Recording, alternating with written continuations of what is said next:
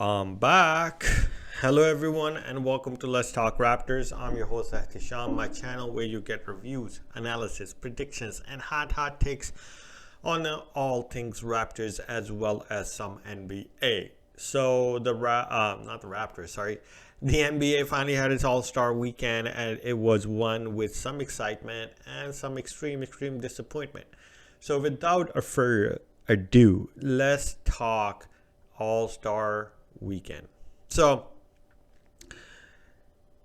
there were 4 events, technically 5.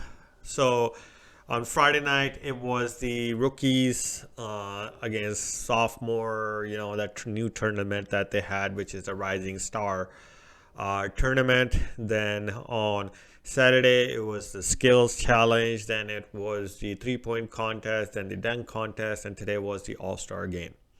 So let's start off, first of all, with the Rising Star.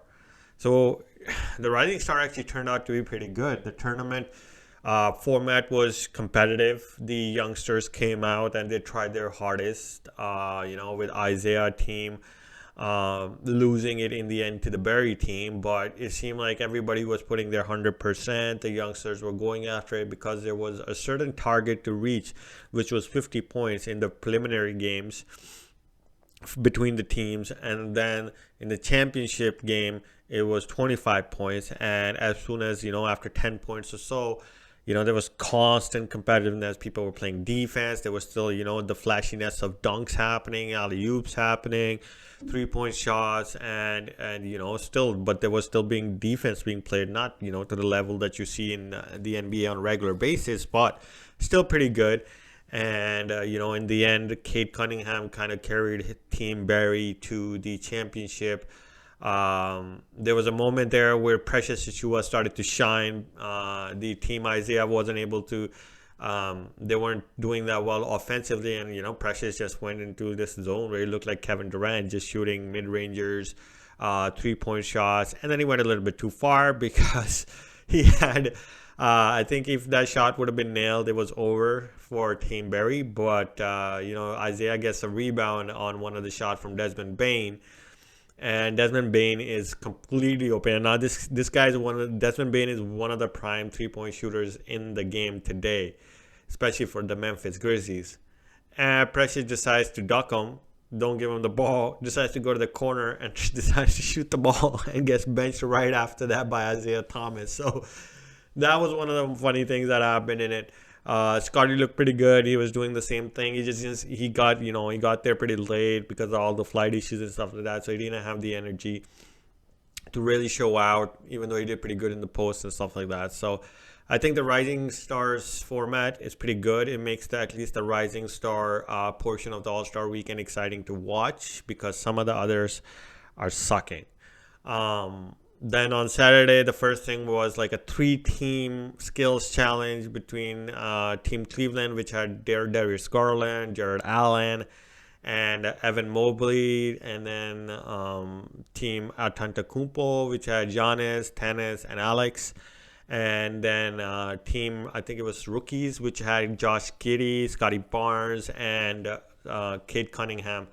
And honestly, it was okay. I actually liked the competitive part of it. Like, the skills were a little bit different. It wasn't like just going around pylons and shit like that.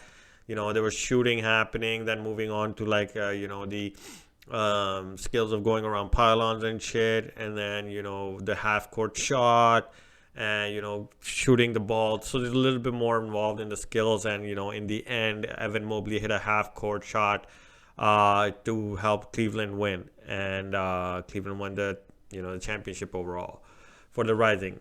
It was good. I wouldn't say it was the greatest. I think there still needed to be some people. Like, I would have preferred that there were some quicker guards in there. People like Ja Morant, Trey Young, those quicker guys. So it seems a little bit, more competitive. Whereas, the taller guys, they try to run their hardest, but it just seems like they're going in slow motion. And that makes it a little bit less, pleasing to the eye, I guess.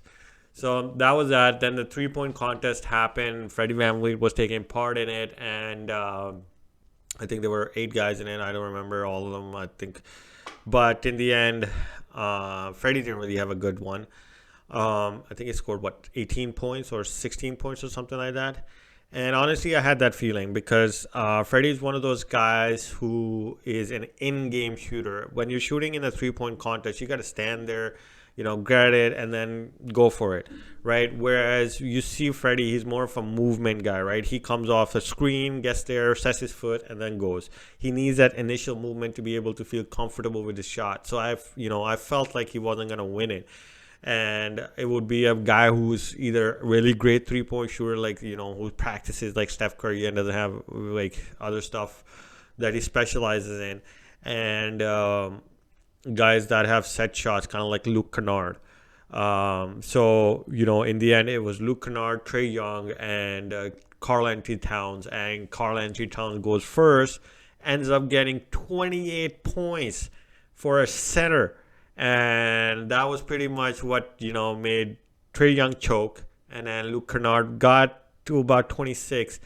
And that was pretty much it. Same thing. Well, Trey Young didn't really choke. He got 26 or whatever. But damn, Karl Anthony Towns representing all the big guys. And he made it look good. And it was his thing. He just had to grab it. He doesn't really have a movement shot where he's taking a step back, coming off screens and stuff like that, or taking a step into it. He's one of those set shot guys. That's why he won that one.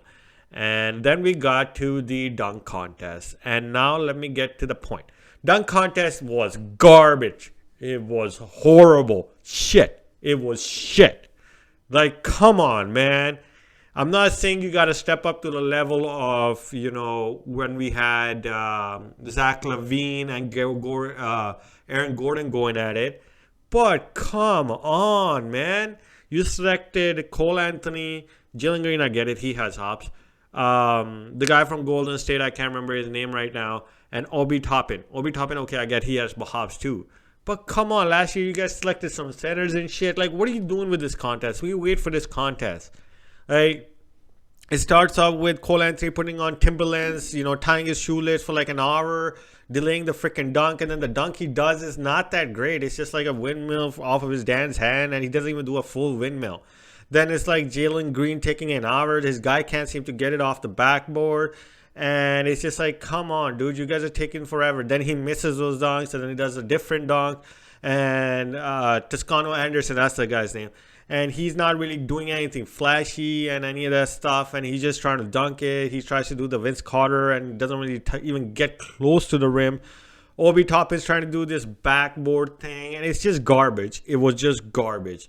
What the NBA needs to do is they need to change the format of this dunk contest. What they need to do is get two YouTubers against two of the NBA's top dunkers. Now, if they want to go with just the same format, you got to have people like Zion. I guess Zion's injured, but like guys like Zion, Ja Morant, who else has major? Miles Bridges. Like those guys, man, they are powerful dunkers. Like they are great at it. You can't just put any random dudes in there. Like it wasn't fun to watch. And the NBA needs to take a step up, bro. Come on, it's bad. And like I said, different format. Like get two YouTubers against two NBAers. Let's see what they got, man. You know what I'm saying? So that should be something that the NBA should take a look at. Now let's get to the NBA All-Star game. Good game. Great game.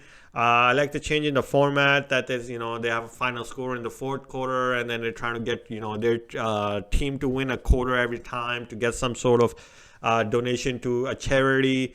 And with Steph Curry going for like 50 points in this game, LeBron doing his thing from the mid-range, Freddie finally getting to his thing on the floor, doing very well. He made no mistakes.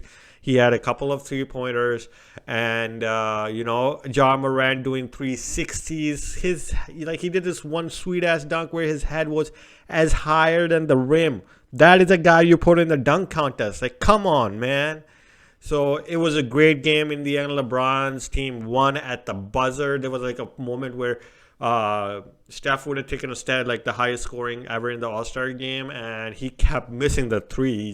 He was 2 point under in the end. But LeBron does a fadeaway in Cleveland, in his hometown, and shows everybody he's still the king. And Team LeBron wins. If I had to rank the All-Star weekend, I would give it to the All-Star game, then I would actually give it to the Rising Star Challenge because that was more fun to watch.